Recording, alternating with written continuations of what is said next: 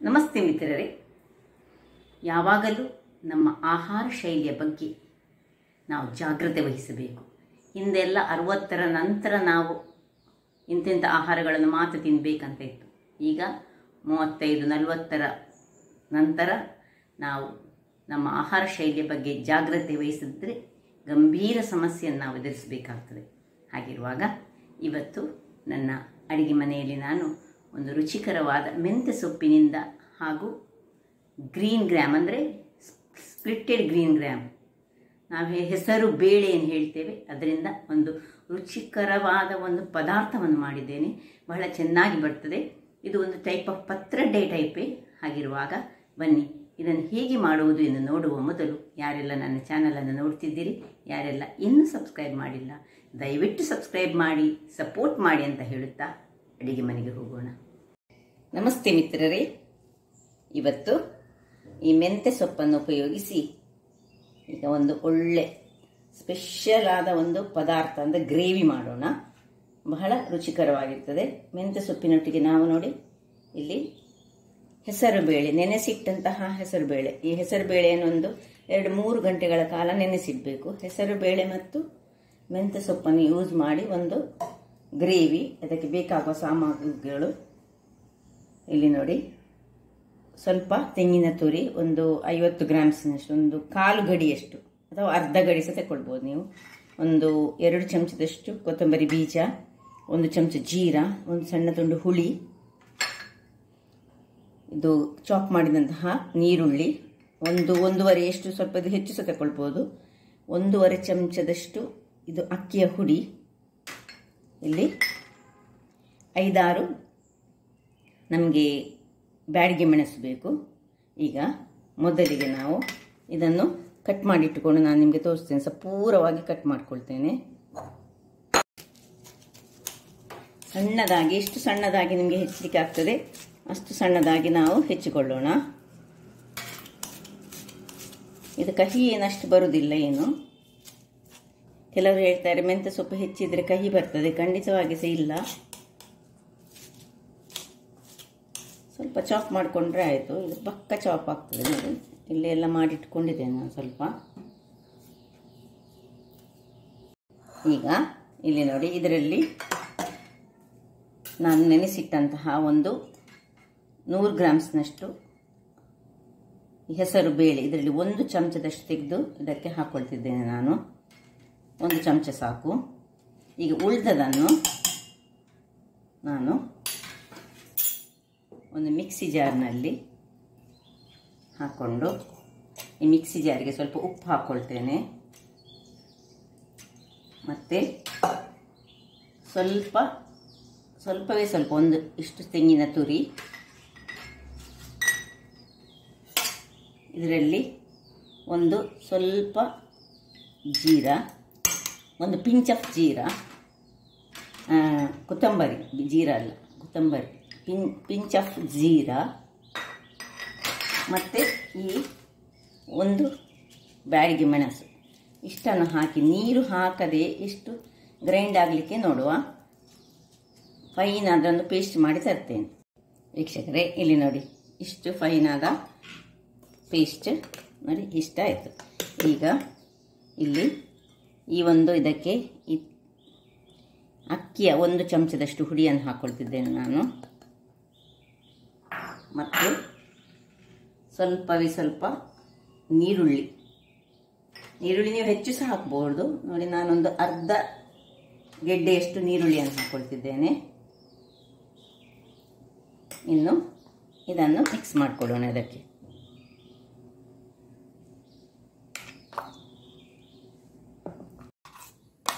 ವೀಕ್ಷಕರೇ, ಎಲ್ಲ ಹೀಗೆ ಇದನ್ನೆಲ್ಲ ಇದರಲ್ಲಿ ಹಾಕ್ಕೊಂಡು ಇದನ್ನು ಚೆನ್ನಾಗಿ ಮಿಕ್ಸ್ ಮಾಡಿಕೊಳ್ಳೋಣ. ಉಪ್ಪು ಸಹ ನಾನು ಮೊದಲೇ ಹಾಕ್ಕೊಂಡಿದ್ದೇನೆ. ಬೇಕಿದ್ರೆ ಗ್ರೈಂಡ್ ಮಾಡುವಾಗ ಉಪ್ಪು ಹಾಕ್ಕೊಂಡಿದ್ದೇನೆ. ಹೀಗೆ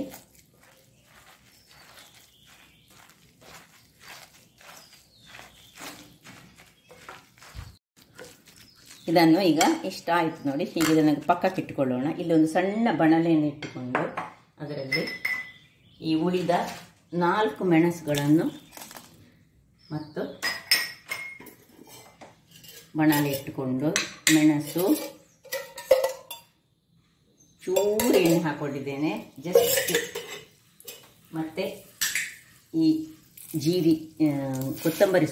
ಕೊತ್ತಂಬರಿ ಬೀಜ, ಸಾಸಿವೆ ಹಾಕೊಂಡು ಇದನ್ನು ಒಂದು ಸಣ್ಣ ಉರಿಯಲ್ಲಿ ನಾವು ಚೂರು ಫ್ರೈ ಮಾಡಿಕೊಳ್ಳೋಣ.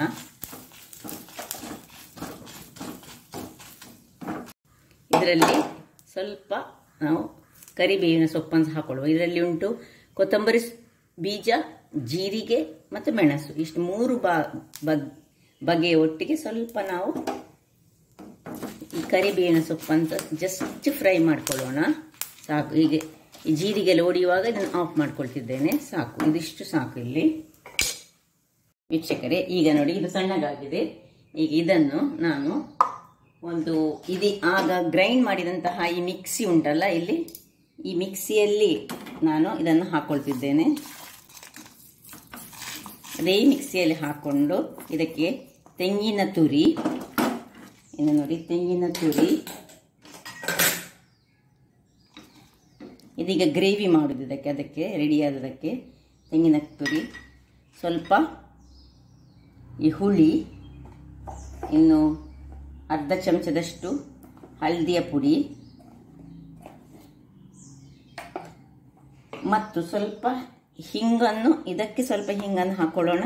ಮತ್ತು ಇಲ್ಲಿ ಮಿಕ್ಸ್ ಮಾಡಿಕೊಂಡಿಟ್ಟಂತಹ ಇದಕ್ಕೆ ಸ್ವಲ್ಪ ಹಿಂಗನ್ನು ಹಾಕೊಂಡು ಇನ್ನು ಪುನಃ ಮಿಕ್ಸ್ ಮಾಡಿಕೊಳ್ಳೋಣ. ಹಿಂಗು ಇಲ್ಲಿ ಮುಖ್ಯ. ಹಿಂಗಿನ ಪರಿಮಳ ಬಹಳ ಒಳ್ಳೆಯದಾಗಿ ಬರ್ತದೆ ನಮಗೆ. ಎರಡಕ್ಕೆ ಸಹ ಗ್ರೈಂಡ್ ಮಾಡೋದಕ್ಕೆ ಸಹ ಬೇಕು, ಇದಕ್ಕೆ. ಅದಕ್ಕೋಸ್ಕರ ನಾನು ಆಗ ಹಾಕದೆ ನಿಮಗೆ ಹಿಂಗಿನ ಮಹತ್ವ ಬೇಕು ಹೇಳಿದ್ರೆ ಇದರಲ್ಲಿ ಗ್ರೀನ್ ಗ್ರಾಮ್ ಉಂಟು, ಅದರಿಂದಾಗಿ ಇದನ್ನು ಸ್ವಲ್ಪ ನೀರು ಹಾಕಿ ಒಂದು ಒಳ್ಳೆ ಫೈನ್ ಪೇಸ್ಟ್ ಮಾಡಿ ತರ್ತೇನೆ. ವೀಕ್ಷಕರೇ, ಇಲ್ಲಿ ನೋಡಿ ಗ್ರೈಂಡ್ ಆಗಿ ಬಂತು. ಇಷ್ಟು ಫೈನ್ ಆದ ಪೇಸ್ಟ್ ಆಗಬೇಕು. ಈಗ ಇದನ್ನು ಹೀಗೆ ಸೈಡಲ್ಲಿ ಇಟ್ಕೊಳ್ಳೋಣ. ಇದರಲ್ಲಿ ಇದರ ಉಪ್ಪನ್ನು ಒಂಚೂರು ಚೆಕ್ ಮಾಡಿಕೊಂಡು, ಉಪ್ಪು ಕರೆಕ್ಟ್ ಇರೋದಿದ್ರೆ ಸ್ವಲ್ಪ ಉಪ್ಪನ್ನು ಹಾಕ್ಕೊಳ್ಳಿ ಬೇಕಿದ್ರೆ. ಹೀಗೆ ಆಗಿದೆ. ಈಗ ಇಲ್ಲಿಗೆ ಒಂದು ಬಣಾಲೆಯನ್ನು ನಾನು ಇಟ್ಟುಕೊಂಡಿದ್ದೇನೆ. ಬಣಾಲೆಯಲ್ಲಿ ಸ್ವಲ್ಪವೇ ಎಣ್ಣೆಯನ್ನು ಹಾಕೊಳ್ಳೋಣ. ಅಥವಾ ಇದನ್ನು ನೀವು ಬೇಯಿಸ್ಕೊಂಡು ಸಹ ಮಾಡ್ಕೊಳ್ಬೋದು, ಅಥವಾ ಎಣ್ಣೆಯಲ್ಲಿ ಫ್ರೈ ಮಾಡಿ ಸಹ ಮಾಡ್ಕೊಳ್ಳಿ. ಹೀಗೆ ನೋಡಿ ಸಣ್ಣ ಸಣ್ಣದಾಗಿ ಉಂಡೆಯನ್ನು ಮಾಡಿ, ಎಣ್ಣೆ ಬಿಸಿ ಆಗುವಾಗ ಇದರಲ್ಲಿ ಹೀಗೆ ಒಂದೊಂದು ಉಂಡೆಗಳನ್ನು, ಇದಕ್ಕೆ ನೀರೊಂದು ಸೇರಿಸಬಾರ್ದು. ಎಂತ ಮಾಡುವಾಗ ಸಹ ನಾವು ಗ್ರೈಂಡ್ ಮಾಡುವಾಗ ಸಹ ಯಾವುದು ನೀರು ಸೇರಿಸ್ಕೊಳ್ಳಿಲ್ಲ ನೋಡಿ. ಹೀಗೆ ಒಂದೊಂದು ಉಂಡೆಗಳಾಗಿ ಇವುಗಳನ್ನು ಕಾಯಿಸ್ಕೊಳ್ಳೋಣ. ಸ್ವಲ್ಪ ತುಂಬ ದೊಡ್ಡ ದೊಡ್ಡ ಉಂಡೆ ಮಾಡಬೇಡಿ, ಹದಾದ ಉಂಡೆಗಳನ್ನು ಮಾಡಿಕೊಂಡ ಬಹಳ ಟೇಸ್ಟಿಯಾಗಿ ಬರ್ತದೆ. ಇದೊಂದು ಹೊಸ ಥರದ, ನಾವು ಈ ಕರಾವಳಿಗರು ಪತ್ರೊಡೆ ಮಾಡೋ ಹಾಗೆ ಇನ್ನೊಂದು ರೀತಿಯಲ್ಲಿ ಇದರ ಟೇಸ್ಟ್. ತುಂಬ ಎಣ್ಣೆ ಸಹ ಬೇಡ, ಹದ ಎಣ್ಣೆಯಲ್ಲಿ ಹೀಗೆ ಒಂದೊಂದು ಉಂಡೆಗಳನ್ನಾಗಿ ನಾವು ಕಾಯಿಸ್ಕೊಳ್ಳೋಣ. ಹೀಗೆ ಉಂಡೆಗಳಾಗಿ ಸ್ವಲ್ಪ ಇದನ್ನು ಸ್ವಲ್ಪ ಕಾಯಿಸಿಕೊಳ್ಬೇಕು. ನೀವು ಬೇಕಿದ್ರೆ ನಾನ್ ಸ್ಟಿಕ್ ಕಲಸಿ ಯೂಸ್ ಮಾಡಿದರೆ ಪಕ್ಕ ಆಗ್ತದೆ. ನಾನು ಮಾತ್ರ ಕಬ್ಬಿಣದಲ್ಲಿ ಹೀಗೆ ಯೂಸ್ ಮಾಡ್ತಾ ಇದ್ದೇನೆ ನೋಡಿ. ಎಣ್ಣೆ ಏನು ಹೆಚ್ಚು ಕುಡಿಯುವುದಿಲ್ಲ ಅದು. ಹೀಗೆ ಸ್ವಲ್ಪ ಅದರಲ್ಲಿ ಹೀಗೆ ಮಾಡಿಕೊಂಡು ನಿಧಾನಕ್ಕೆ ಇದನ್ನು ಕಾಯಿಸಿಕೊಳ್ಳೋಣ. ಒಂದು ಮುಚ್ಚಳವನ್ನು ನಾನು ಹುದುಗೆ ಮುಚ್ಚುತ್ತೇನೆ. ಮುಚ್ಚಳವನ್ನು ಮುಚ್ಚಿ ಹೀಗೆ ಒಂದು 2-3 ನಿಮಿಷ ಸಣ್ಣ ಉರಿಯಲ್ಲಿ ಬೇಯಿಸಿಕೊಳ್ಳೋಣ. ವೀಕ್ಷಕರೇ ನೋಡಿ, 2 ನಿಮಿಷಗಳ ಬಳಿಕ ನೋಡಿ ಇದು ಚೆನ್ನಾಗಿ ಇದಾಗಿದೆ. ಈಗ ಇದನ್ನು ಅಡಿ ಮೇಲೆ ಮಾಡಿಕೊಳ್ಳೋಣ. ತುಂಬ ಹೊತ್ತು ಬೇಯಿಸಬೇಕಂತ ಏನಿಲ್ಲ ನೋಡಿ, ಇದು ಕಾದುಕೊಳ್ಬೇಕು. ಎಣ್ಣೆ ನೋಡಿ ಹಾಗೆ ನಾವು ಹಾಕಿಟ್ಟು, ನಾನು ಇನ್ನೊಂದು ಪಾತ್ರೆಯಲ್ಲಿ ಮಾಡ್ತಿಲ್ಲ. ಯಾಕೆ ಹೇಳಿದ್ರೆ ಈ ಎಣ್ಣೆಯಲ್ಲಿ ಉಳಿದ ನಾವು ಉಂಡೆಗಳನ್ನು ಕರೀಲಿಕ್ಕೆ ಉಂಟು, ಅದರಿಂದಾಗಿ ನಾನು ಇದನ್ನು ಇದೇ ಪಾತ್ರೆಯಲ್ಲಿ ಇನ್ನೊಂದು ಸೆಟ್ ಅಂತ ಮಾಡಿಕೊಳ್ತಿದ್ದೇನೆ. ಇದನ್ನೀಗ ಸ್ವಲ್ಪ ನಾವು ಅಡಿಮೇಲೆ ಮಾಡಿಕೊಳ್ತಿದ್ದೇನೆ ಎಲ್ಲವನ್ನು. ಇದೀಗ ಸಣ್ಣ ಉರಿಯಲ್ಲಿ ಹಾಗೆ ಕಾಯ್ತಾ ಇರುವಾಗ ಸಣ್ಣ ಉರಿಯಲ್ಲಿ ಇಲ್ಲಿ ನಾವು ಮಿಕ್ಸಿ ಮಾಡಿದಂತಹ ಇದನ್ನು ಒಂದು ಪಾತ್ರೆಗೆ ಶಿಫ್ಟ್ ಮಾಡಿಕೊಳ್ಳೋಣ. ಇದಕ್ಕೆ ಸ್ವಲ್ಪ ನೀರನ್ನು ಹಾಕಿ ನಾನು ಇದನ್ನು ತೆಳು ಮಾಡಿಕೊಳ್ತೇನೆ. ವೀಕ್ಷಕರೇ ನೋಡಿ, ಇಷ್ಟು ದಪ್ಪ ಆಯ್ತಿದ್ದು. ಇದಕ್ಕೆ ಇನ್ನೂ ಸ್ವಲ್ಪ ನೀರನ್ನು ಹಾಕ್ಕೊಂಡು ಸರಿ ತೆಳುವು ಮಾಡಿಕೊಳ್ಳುವ. ಇನ್ನು ಇದಕ್ಕೆ ಸ್ವಲ್ಪ ಉಪ್ಪನ್ನು ಹಾಕ್ಕೊಳ್ತಿದ್ದೇನೆ. ರುಚಿಗೆ ತಕ್ಕಷ್ಟು ಉಪ್ಪು ಹಾಕಿ ಇದನ್ನೊಂದು ಗ್ಯಾಸ್ನಲ್ಲಿಟ್ಟು ನಾವಿದನ್ನು ಒತ್ತಿಸಿಕೊಳ್ಳೋಣ. ಇದು ಹೀಗೆ ಸಣ್ಣ ಉರಿಯಲ್ಲಿ ಇರಲಿ. ಅದಕ್ಕೆ ಮುಚ್ಚಳವನ್ನು ಮುಚ್ಚಿಕೊಳ್ಳೋಣ. ಇಲ್ಲಿ ನೋಡಿ, ಇದು ರೆಡಿಯಾಗಿದೆ. ಈಗ ಇದನ್ನೊಂದು ಪ್ಲೇಟಿಗೆ ಶಿಫ್ಟ್ ಮಾಡಿಕೊಳ್ಳೋಣ.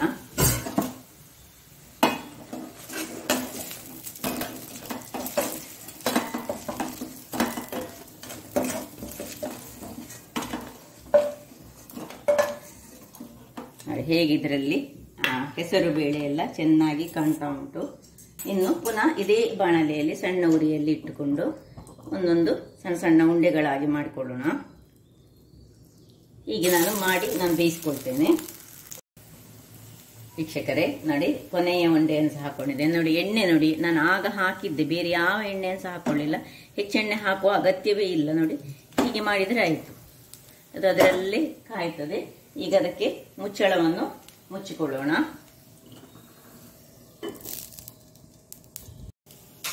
ವೀಕ್ಷಕರೇ, ಇಲ್ಲಿ ನೋಡಿ, ಇದಕ್ಕೆ ಕುದಿ ಬರ್ತಾ ಉಂಟು. ಸಣ್ಣದಾಗಿ ಇಟ್ಟುಕೊಂಡಿದ್ದೇನೆ ನಾನು, ಅದು ಹಾಗೆ ಕುದಿ ಬರ್ತಾ ಇಲ್ಲಿ ನೋಡಿ, ಇಲ್ಲಿ ಇದು ಸಹ ರೆಡಿ ಆಯಿತು. ಸಾಕು, ಇದು ನೋಡಿ, ಇದು ಸಹ ಆಯ್ತು ನೋಡಿ. ನಾವು ಇನ್ನು ಬೇರೆ ಯಾವ ಎಣ್ಣೆ ಹಾಕಿಲ್ಲ, ಮೊದಲಿಗೆ ಹಾಕಿದ ಎಣ್ಣೆ ನೋಡಿ. ಹೀಗೆ ಇದನ್ನು ನಾವು ಈ ವಡದ ಹಾಗೆ ಸಹ ತಿನ್ಕೊಳ್ಬಹುದು, ಬಹಳ ರುಚಿಕರವಾಗಿರ್ತದೆ. ಇದನ್ನು ನೋಡಿ, ಹೀಗೆ ನಾನು ತೆಗೆದುಕೊಳ್ತಿದ್ದೇನೆ ಎಲ್ಲವನ್ನು. ಈಗ ಇಲ್ಲಿ ಇದು ಹಾಗೆ ಸ್ವಲ್ಪ ಇರಲಿ. ಇಲ್ಲಿ ಒಂದು ಒಗ್ಗರಣೆ ರೆಡಿ ಮಾಡೋಣ. ಇದಕ್ಕೆ ನೋಡಿ, ಅದೇ ಪಾತ್ರೆಯಲ್ಲಿ 1 ಚಮಚದಷ್ಟು ಎಣ್ಣೆ ಹಾಕಿ ನಾನು ನೀರುಳ್ಳಿಯನ್ನು ಹಾಕಿ ಸಣ್ಣ ಉರಿಯಲ್ಲಿ ಈಗ ಇದನ್ನು ಸ್ವಲ್ಪ ಇದು ಒಂದು ಸಣ್ಣ ಒಗ್ಗರಣೆ. ಇದಕ್ಕೆ ಇನ್ನು ಒಗ್ಗರಣೆ ಸೊಪ್ಪು ಸ್ವಲ್ಪ ಹಾಕೊಳ್ಳೋಣ.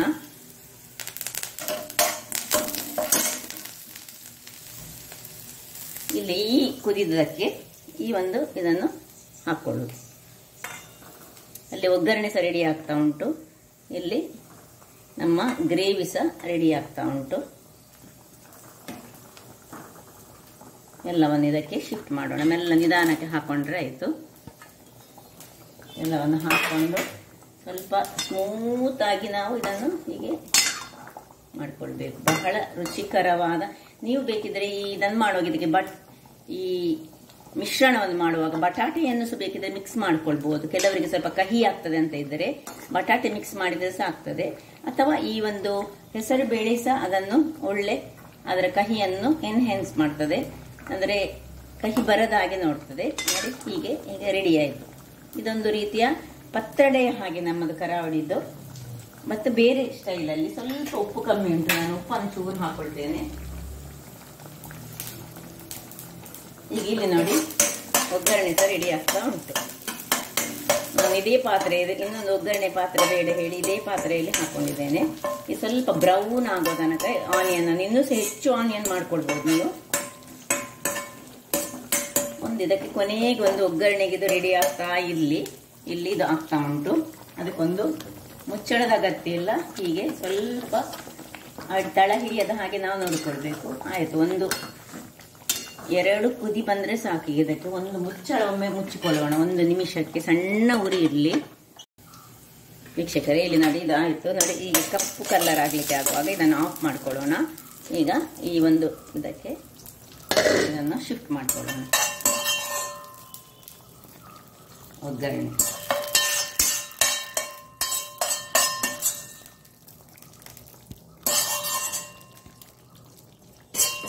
ನಮ್ಮ ಮೆಂತ್ಯ ಸೊಪ್ಪಿನ ಒಂದು ರುಚಿಕರವಾದ ಪದಾರ್ಥ. ಗ್ರೇವಿಸ್ ಅಂತ ಹೇಳ್ಬೋದು, ಅಥವಾ ಪತ್ರೊಡೆ ಅಂತ ಸಹ ಹೇಳ್ಬೋದು, ಏನಂತ ಹೇಳ್ಬೋದು. ಏನು ಕರಿಬಿದ್ದು ಆಫ್ ಮಾಡ್ಕೊಳ್ತಿದ್ದೇನೆ. ಹಾಗಾದರೆ ನೋಡಿದ್ರಲ್ಲ ವೀಕ್ಷಕರೇ, ಏನು ಚೆನ್ನಾಗಿ ಬಂದಿದೆ ನೋಡಿ, ಹೇಗೆ ಉಂಟು ನೋಡಿ. ಹಾಗಾದರೆ ನನ್ನ ಈ ಕುಕಿಂಗ್ ಚಾನಲ್ ನಿಮಗೆ ಇಷ್ಟ ಆದರೆ ಬೋಳೂರು ಸುವರ್ಣ ಚಾನಲನ್ನು ಲೈಕ್ ಮಾಡಿ, ಶೇರ್ ಮಾಡಿ ಹಾಗೂ ಸಬ್ಸ್ಕ್ರೈಬ್ ಮಾಡಿ. ಹಾಗೂ ನನ್ನ ಇನ್ಸ್ಟಾಗ್ರಾಮ್ ಪೇಜನ್ನು ಫಾಲೋ ಮಾಡಿ. ಧನ್ಯವಾದಗಳು.